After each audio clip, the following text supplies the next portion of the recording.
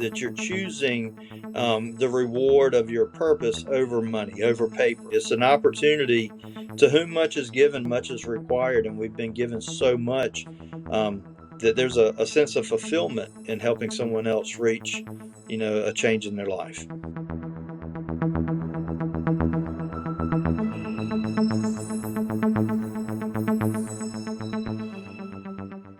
Hey, everyone, and welcome to another episode of The Missions That Made Them. I am your host, Jason Verdelli, and this isn't just a podcast, but rather it's a movement.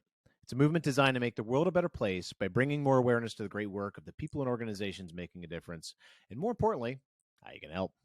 We live in a world today surrounded by a narrative in the media that focuses in on negativity and draws attention to the problems, but not the solutions. Our guests represent solutions, not the problems.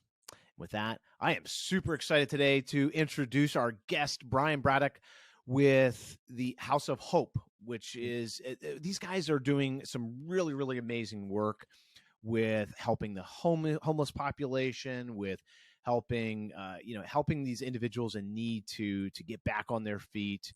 And they're really part of the solution, right? We talk about constantly in this podcast, we talk about focusing in on the solutions and why that's such important. I mean, we are surrounded in a narrative. We're surrounded by, constant messages, constant negative messages on social media and on regular, your TV, everything else. So, let's shift that attention. This is a movement to shift that attention over to the solution. So without further ado, Brian, welcome. Hey, glad to be here. Thank you for the opportunity. So tell us a little bit about House of Hope. What do you guys do? So we help the homeless in a couple of different ways, really from, we call it 0 days to about 2 years. So we have emergency shelter, we have a life recovery program, and now we're developing a tiny home community with 24 tiny homes. And so our goal is, we are a Christian ministry. Our goal is to show the love of Christ to the homeless men, women, and children we serve, but then to come alongside of them and in a very dignified way, in a very communal way, to help them to overcome whatever challenges or struggles that got them into a situation of homelessness. Our goal is that they'll leave, in 3 months, 6 months, 2 years, and go into a permanent place to live, have stable employment, stable transportation, and then be connected to a local body of believers, i.e. the church, to have to transition into community when they leave us, and have a support system around them that would continue to encourage them along their life's path. That's incredible. That's incredible. I was on your website before we did the podcast, and just, everything you stand for, everything that, and the depth of services is just amazing, right? It's not just, it's way more than just you would think as a shelter. Yeah. With that. So tell me a little bit about, Brian, how you got here. How did you, what's your story? How did you end up? Oh, man. Well, I'll give you the short version, Jason. So I'm a recovering addict. I had an addiction that pretty much cost me everything. I lost my home, my cars, my business. I had a business that I owned. I lost potentially my freedom. I got arrested and got charged with a few felonies. And so on the night that I got arrested for drug possession, I called my Sunday school teacher, a guy named Dean Lisenby, and I called Dean and I said, "Hey, Dean, will you call my wife and let her know that I've been arrested?" And my mother, and he did that. And so, long story short, I ended up going to a faith-based recovery program outside of Chicago in Rockford, Illinois. There, I got victory over my addiction through a daily discipleship program, through a structured program that lasts about 6 months. And then I came home and I began to work, and I was working in internet sales, and I got called into full-time ministry. About a year and a half after I had returned home from this program, they actually reached out to me and offered me a job running the addictions program. I did that for about 5 years. And until me and my wife were expecting our fourth little girl. We have five girls: Hannah, Haley, Hayden, Holly, and Hope. So Wow. we were having our fourth girl, and we're from South Carolina, Rockford, Illinois, outside of Chicago. It's very cold, a lot of snow, and my wife wanted to move home, so we moved home, and we were here for a little bit. I was working in welding, sales, and retail. I had two jobs, and the guy that I called about 8 years prior to tell my wife that I was getting arrested called me. He was on the House of Hope board, and he called me and he said, "Hey, Brian, we have a position open, and I want to know if you'd be interested in that position." So just amazing how kind of, God used him in my life, and then he was reaching out to me. And so that's how I came to be the executive director of the House of Hope.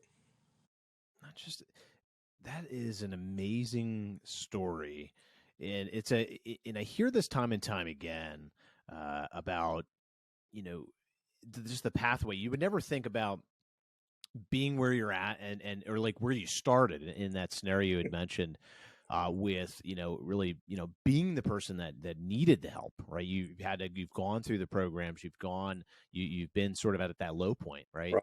And then to have all these things come into your life to now be in a scenario where you can give back it's fun. I see this happen consistently at the people I talk to.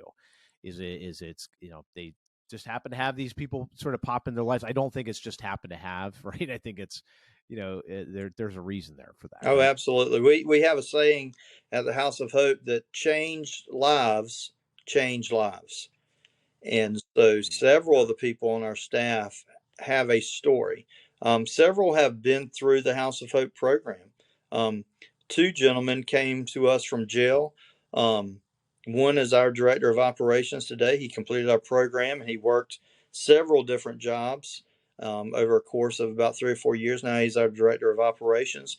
Another gentleman came to our program after doing 30 years in prison for murder, and he came to us and he went through our program. He went through our graduates program. He's been with us a little over 2 years, and now he's our director of men. So, and there's several others, but we have about 50 people on our staff, and I would say at least 30 to 40% have had some type of life situation that brought them to their lowest of lows, and now they're able to give back in their vocation. That's incredible. I mean, what makes what's there?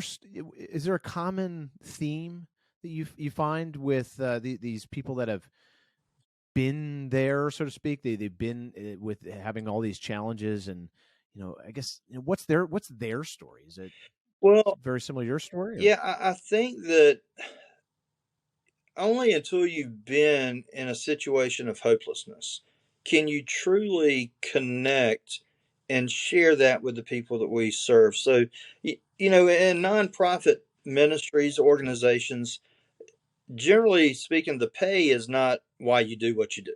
The if you're in the corporate world, if you're in the secular world, you're definitely going to get paid a lot more to do what we do on a daily basis. But really, that payment is in your purpose. I have a friend that says purpose over paper. That you're choosing the reward of your purpose over money, over paper. And I think that I think as part of as part of my healing, as part of my continued recovery, and I think it's the same thing with the other people that serve on our ministry. It's an opportunity. To whom much is given, much is required, and we've been given so much that there's a sense of fulfillment in helping someone else reach a change in their life.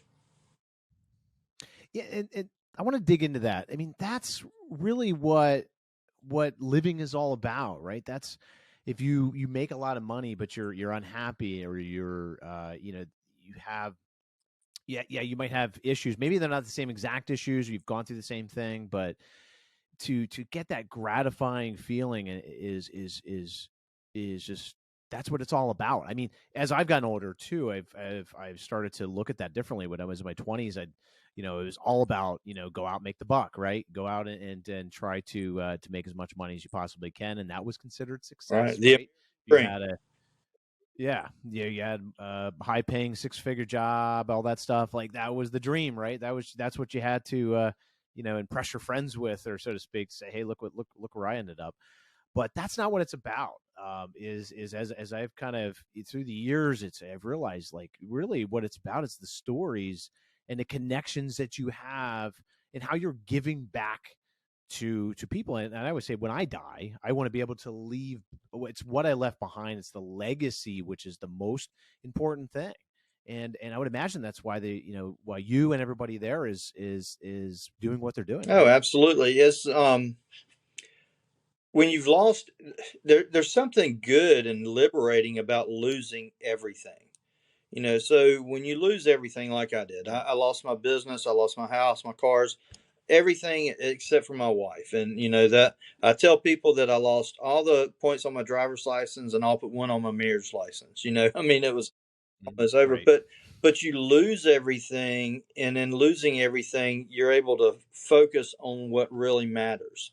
And so it's a Yeah. complete paradigm shift. Only until you've suffered that or experienced that can you truly understand that, what, all the things that I thought I had value in, um, they didn't please me. They didn't bring me joy. They didn't bring me contentment. They didn't bring me peace. They didn't bring me fulfillment. Um, and at your lowest, when you're broken and you're broke, you find that you can experience those things simply by giving the one asset that you have. For me, I feel like that asset is hope. Is Hmm. the possibility that I can sit across the desk from someone and say, "Listen, my life was here, and now it's here, and it can be the same for you." And that's huge. I mean, that is what I love about. I say this in every podcast, but what I love about working with nonprofit organizations and especially ones like yours that is that it's really you're really truly part of the solution, and everybody, but more importantly, everybody joins the organization. I'm not saying everybody, but a good portion of people do this not because of as you mentioned before, it's not because of the paycheck. I mean, if they could go to the corporate world, probably make more money doing the similar type of job. However, they're doing this because they get it's more because of their own purpose. Right. It aligns with their own purpose, and that's what this is all about. I mean, that's the best feeling in the world when you contributed to that, especially giving bringing hope and to people and everything. And it's tough unless you've had nothing. I mean, it's like it's I don't want to say that for myself per se, that I want to lose everything to feel that per se, to go through that same experience. However, I'm sure we all have had some low points in our life, even just like mentally, and where we think we're just mentally drained or stressed out. We have a lot going on, and I would imagine that's also a good period of time too to say, hey, what's important, right? Yeah, oh, absolutely. I mean, it's just it's not just financial loss. It's for people who have lost a loved one. They generally will run a grief Hmm. share because they've had an emotional loss, and maybe not financial, but any time that you've gone through a situation, you truly know the value of someone reaching out and reaching a hand out to help. Yeah, and you don't forget those things No. either, right? I mean, that's you don't forget those people that helped you, and ultimately, what's amazing about what you guys are doing too is, you're putting these people in a scenario where they can give back to the same thing. They're essentially receiving services, but they're going through your program, and your program is so successful that they're doing basically the same thing. They're being stewards to your mission in everything that they're doing, right? Yeah, they've built a bond. It's almost like a military experience, like our college experience, because the people that are in our programs in our facility at that same time, they build a camaraderie that you would find like going through basic training, in the Yeah. military, or going through, like in a fraternity of sorts, going through those experiences and all that.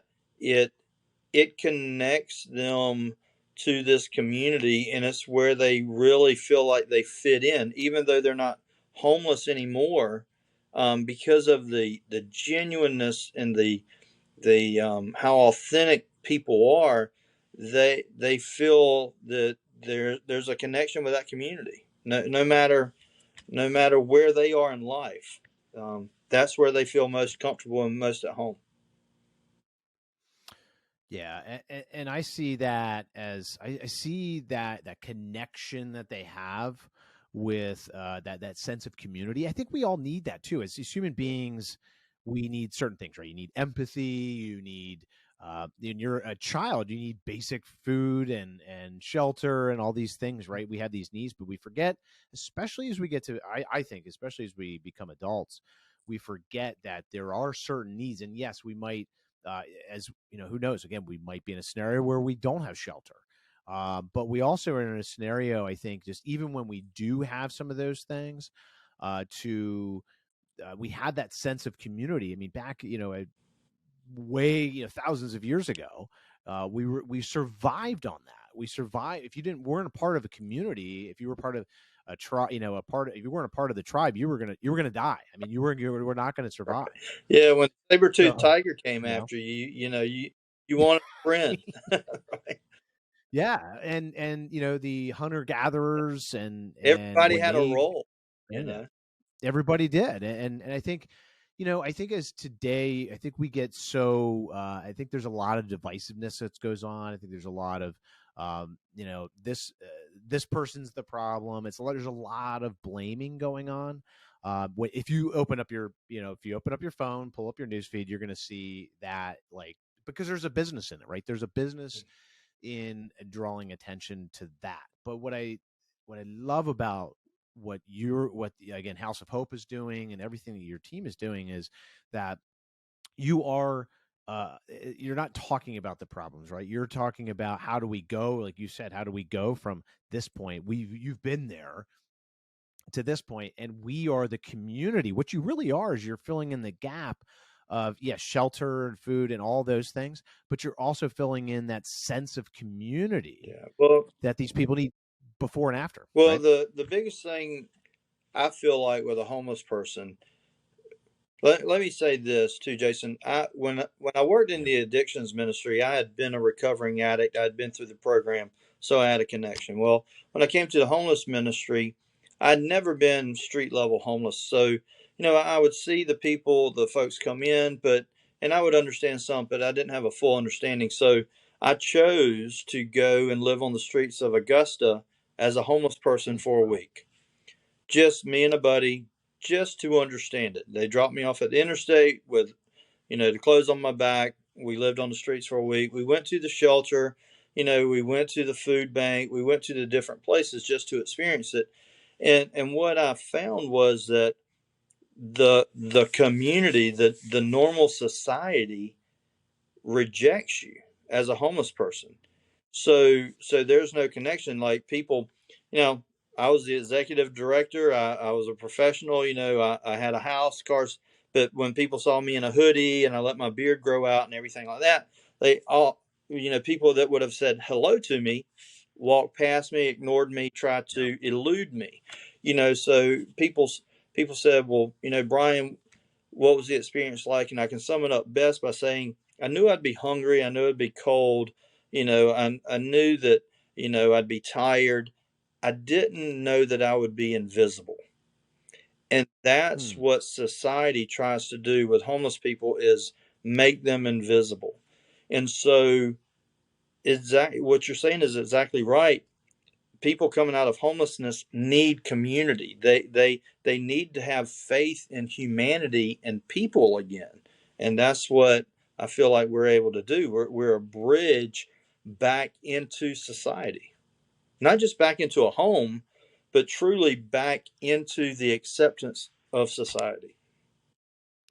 Yeah, don't you think too? Like part of the solution is just educating the society in itself to realize, that it maybe not hasn't had the circumstances, haven't hasn't had a bad, a bad set of cards, like some of these other people that Mhm. that end up in those scenarios. But do you believe that there should be some education with just society in general, to understand how people get, maybe why they get to this point, and also like what it's like to be at this point, because I don't think, unless you've been in those shoes, you can really relate, and I think it's important. But what are your thoughts on just educating the society? Well, that you hit on it. I had run the shelter for about 3 years before I actually went and lived on the streets as a homeless person. And the way this whole came about was I was having an open dialogue with someone that was homeless. The guy that went with me was homeless. And he said, I'd ask him this, that, and the other. And he said, until you've been homeless, there's no way for me to tell you what it feels like for someone to perceive you as a threat and walk across the road to avoid you, for someone to look down on you, to see the eyes, for someone to slander you. We had a lady laugh at us while we were walking in the rain. And so as much as we try to educate people as to the plight of the homeless, we come to the table with all these preconceived notions and all these prejudices that, if it's a young girl, she's a drug addict, prostitute. If it's a older man in his 50s with a beard, he's a veteran who doesn't want to work, or he's a drunk, or if it's a young person, then they have mental illness. We draw all these conclusions, and so it's hard to get people past their preconceived notions of homelessness without experiencing it. So it's just, it would be great if we could educate and people would understand. It's just too difficult of a task to try to bring them to that understanding.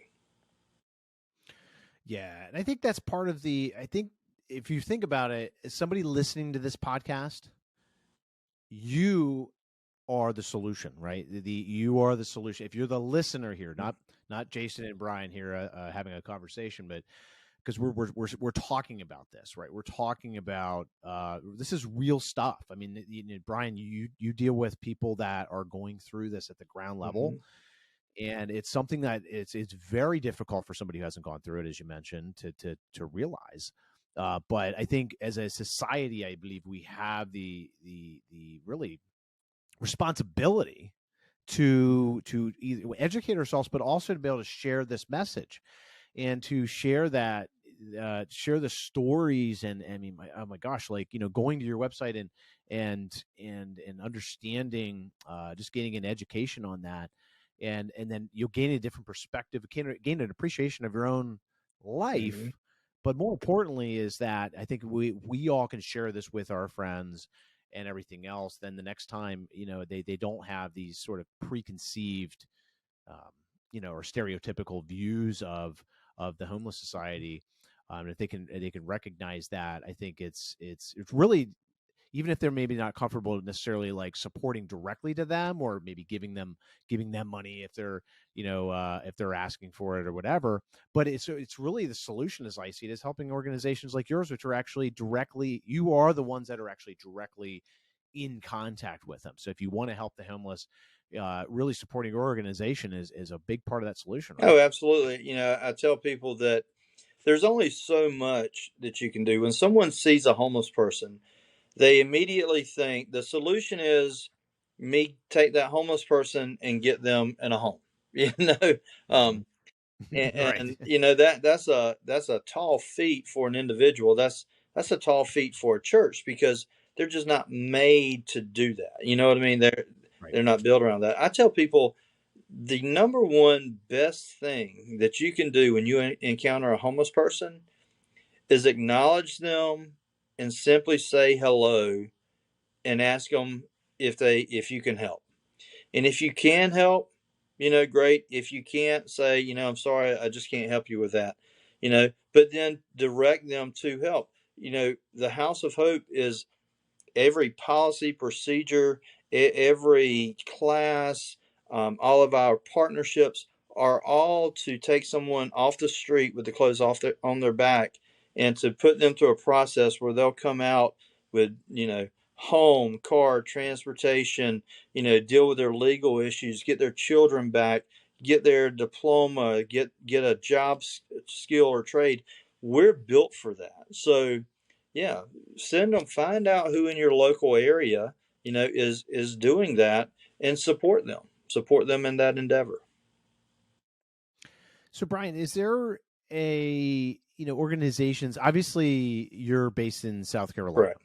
but are there other organizations similar to yours or affiliated with yours that if somebody's listening to this, say in California somewhere, or Michigan somewhere, or Mhm. whatever, is there other similar organizations too that they can help support? Yeah, absolutely. I think that in most communities, especially Florence is only about 150,000 people.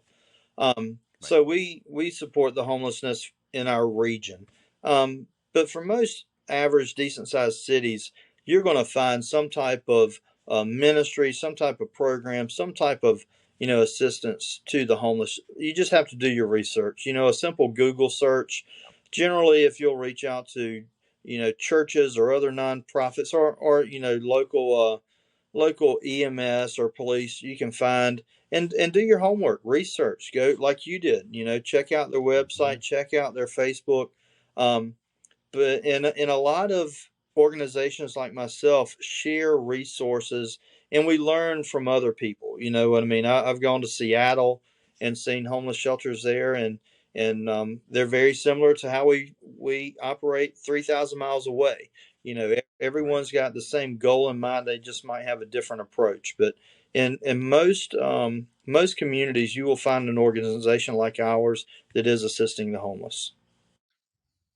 Yeah, and like you said, it's a simple Google search away, or it's asking your, like you mentioned, police, local EMS. I mean, there's a lot of different ways to be able to do it, but I think at the end of the day, it comes down to just the willingness to start with that, right? That's right.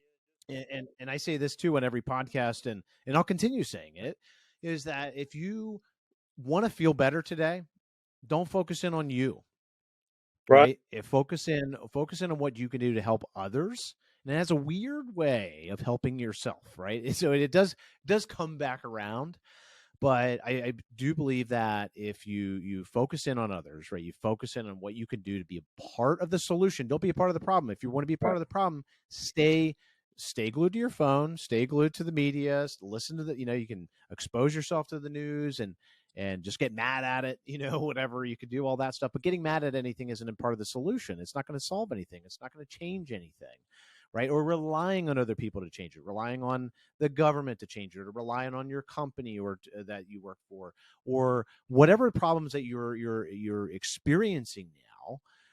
Don't rely on these other entities to be able to solve it for you. It may or may not happen. There's no guarantee. But what can the guarantee is that if you take action today and is be able to reach out, Google search, reach out to the House of Hope, and I think to get involved and to say, how can I help?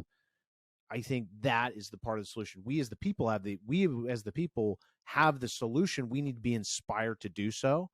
And I think, Brian, I mean, your story is an example of that. There are organizations like the House of Hope out there that actually, they can provide the solutions. They're doing the great Mhm. work. So they're providing the structure, they're providing the philosophy, the processes, the people, the volunteers, all of those things that are very difficult to form, as you know, Brian. I'm sure you spent a lot of time, building the organization up and doing those things and working out any problem that any kind of business or nonprofit would experience.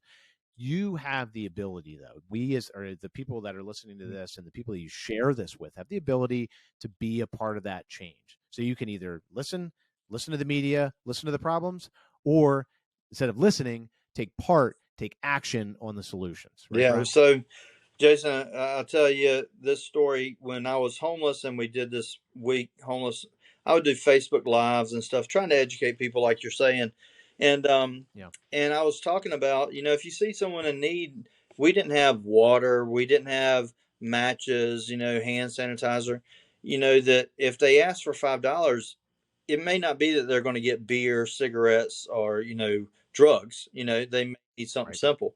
And so I was just encouraging people, meet people where they are and ask them what they need, and if you can do it, do it.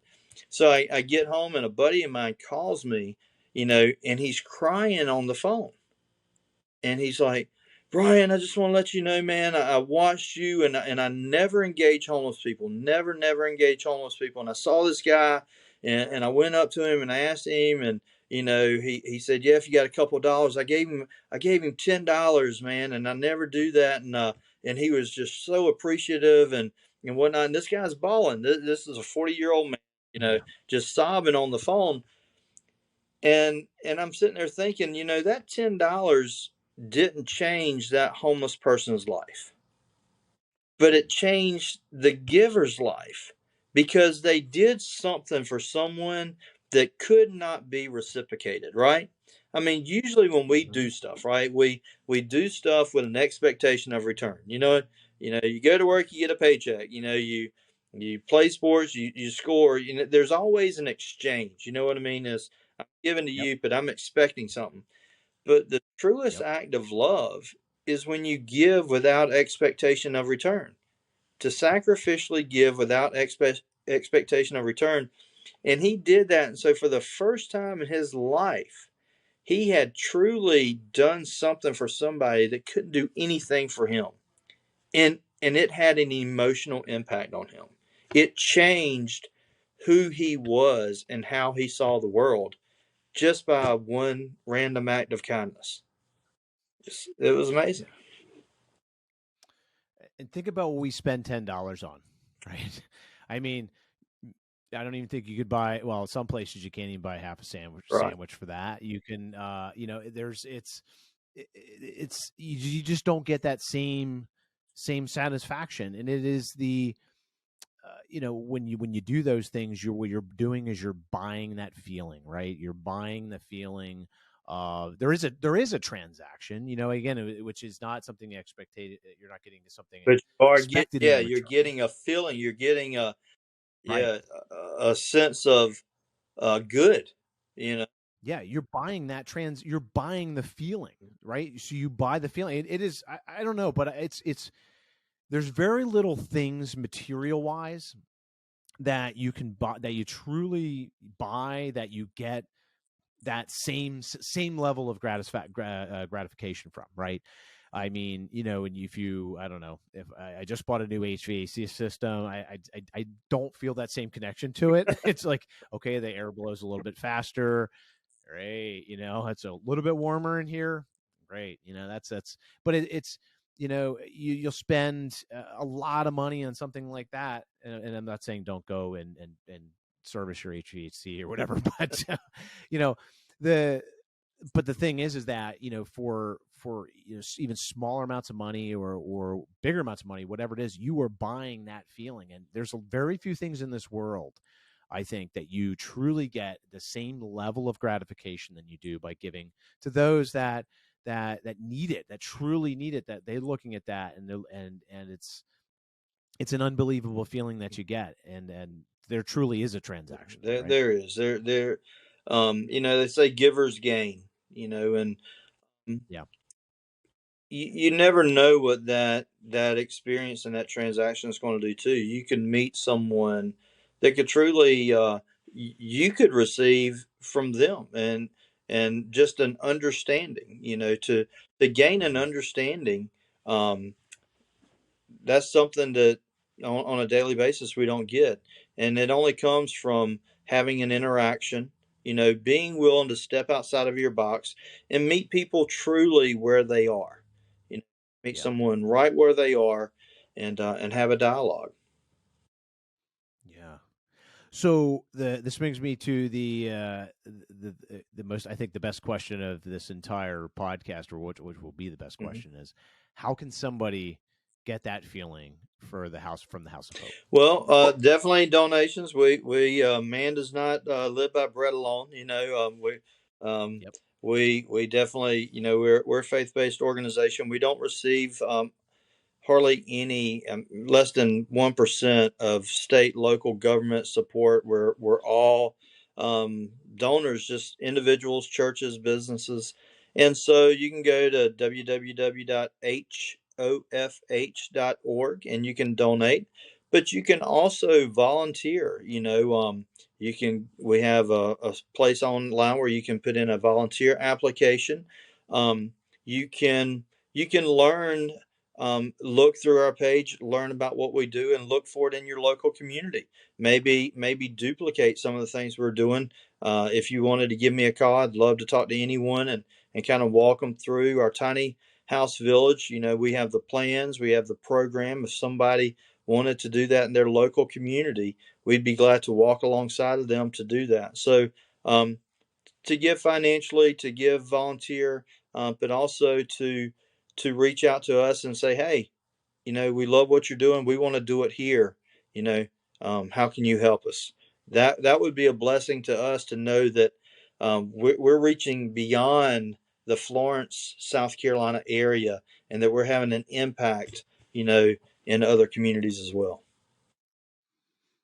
Yeah, and these are all things again that you can do, right? You Right. could do it right now. Yeah.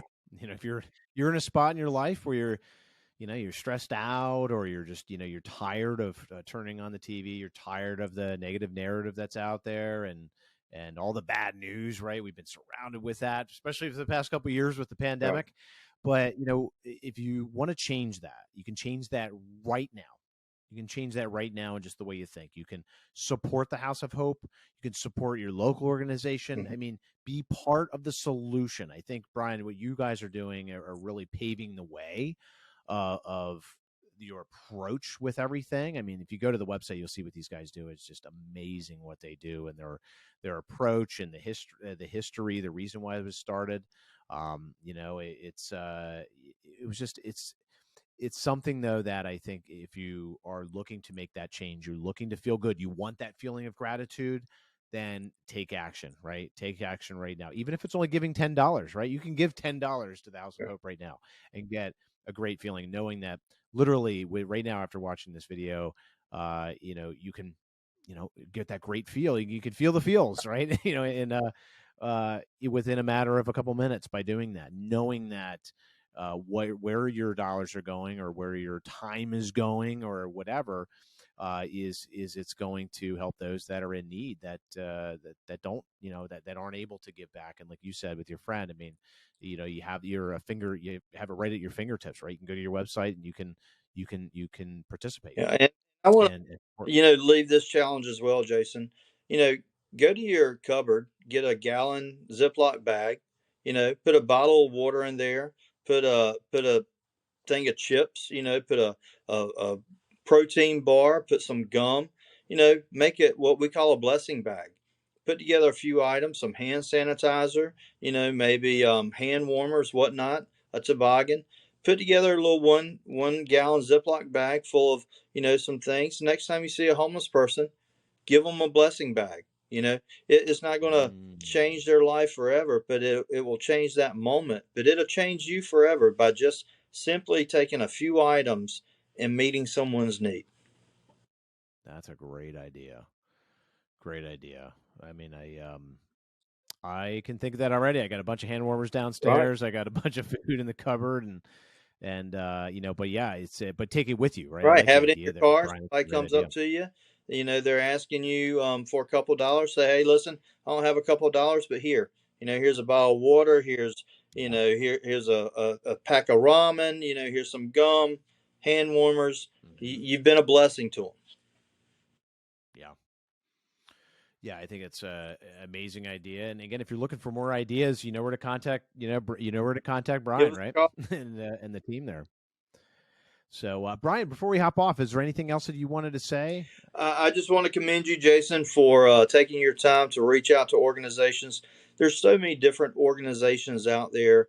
You know, I find that when people are connected, if you've experienced domestic abuse, if you've experienced addiction, if you've experienced homelessness, if you have a child with autism, if you've lost a loved one due to cancer, find an organization that you're connected to, that your heartstrings are connected to, and you will find that in those areas you will give more of yourself because there is that personal connection. And I appreciate you and applaud you for connecting people to ways that they can have an impact.